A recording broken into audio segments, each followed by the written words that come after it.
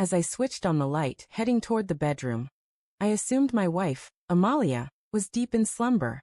But a sudden fiery pain erupted across my cheek, and I crumpled to the ground before I could comprehend the assault. As I struggled to shake off the daze, a shadowy figure stepped forward from the gloom. He towered over me, his voice cold and threatening. "This is your final moment," he announced. That evening, as I neared the front door, I expected nothing more than a calm night.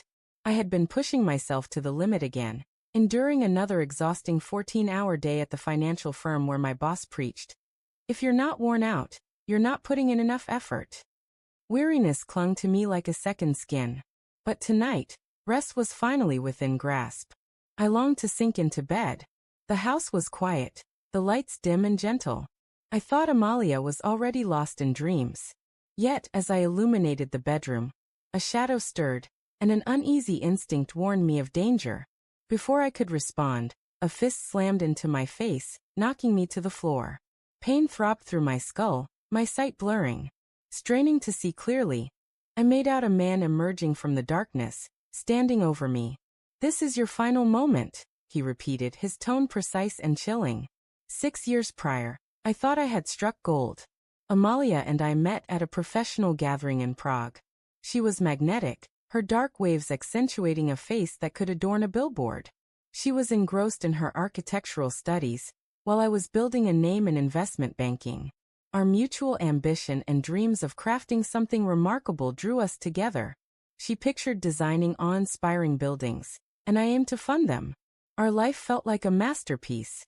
After our marriage, we moved into a stunning Vienna residence, filled with elegance and art.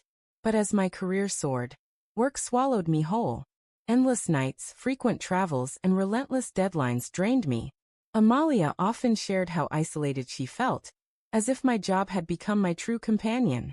I tried to make up for it with weekend getaways and lavish presents, but a rift persisted. The fire we once shared was dimming, and I couldn't figure out how to rekindle it. The shifts were subtle at first. Amalia, once an open soul, grew secretive with her phone. She'd step out to take calls, laughing at messages she wouldn't share. When I inquired, she brushed it off as banter with friends. I wanted to trust her. Trust was the foundation of our bond, wasn't it? Then came the business trip. I was set to be in Zurich for 3 days, closing a significant deal. But on the second day, the meeting wrapped up early, and I decided to surprise Amalia by coming home a day sooner. I imagined her joy when I stepped through the door. Instead, what I discovered froze me in place. As I pulled into the driveway, I noticed an unfamiliar black Audi parked outside. My gut twisted. Amalia's friends didn't own cars like that. This one screamed wealth and status, a world I recognized from banking. I told myself it could be a client, but suspicion gnawed at me. The house was eerily silent as I entered. Setting my bag down, I moved toward the living room, where faint voices carried. Amalia's laugh, warm and intimate, hit me, a sound I hadn't heard in ages. Peeking around the corner, I saw her on the sofa with a stranger. He was strikingly attractive, with a sleek, almost dangerous charm, leaning closer than necessary. Her hand rested on his knee. My reality tilted. Rage and heartbreak surged through me, but I restrained myself from bursting in. I needed evidence. Quietly, I took a photo with my phone and retreated to the hallway, my thoughts spiraling. Who was this man? How long had this been happening? The following week was a blur as I pretended all was well while seeking the truth. I hired a private investigator. The findings confirmed my deepest fears. The man was Dominic, a real estate tycoon and one of Amalia's clients. They had been meeting for months, slipping away to hotels, and even our home. The investigator provided a file of photos and text messages. Amalia's words sliced through me.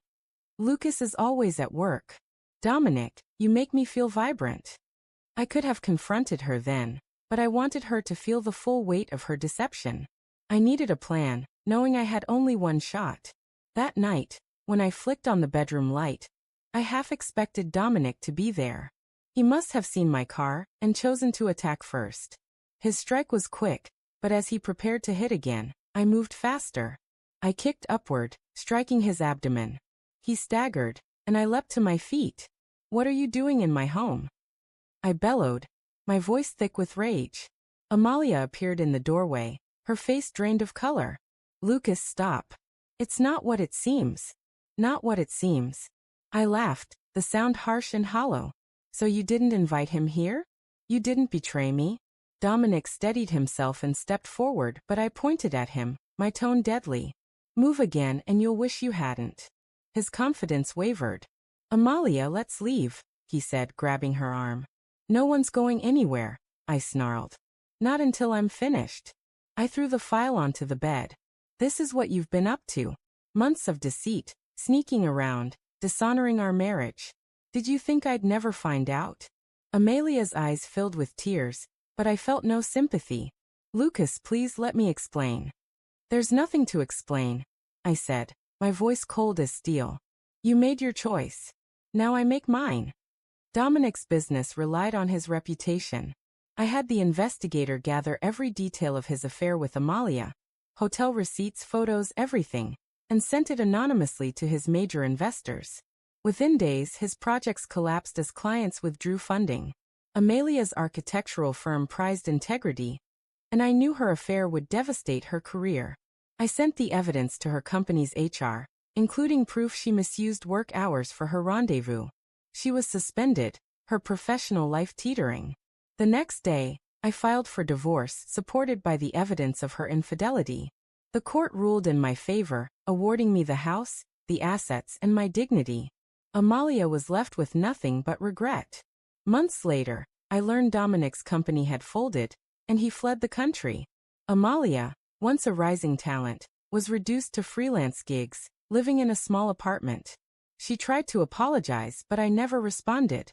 I had no words left. As for me, I found peace in rebuilding. I threw myself into my career, my health, my joy. The betrayal shattered me, but it also showed me my resilience. I deserved loyalty and respect, and I wouldn't settle for less. That night, when I turned on the light, I thought my world had ended. In truth, it was the start of something new. Betrayal delivers harsh lessons, revealing who we are and what we're worth. Sometimes, the greatest revenge is realizing you're complete without them.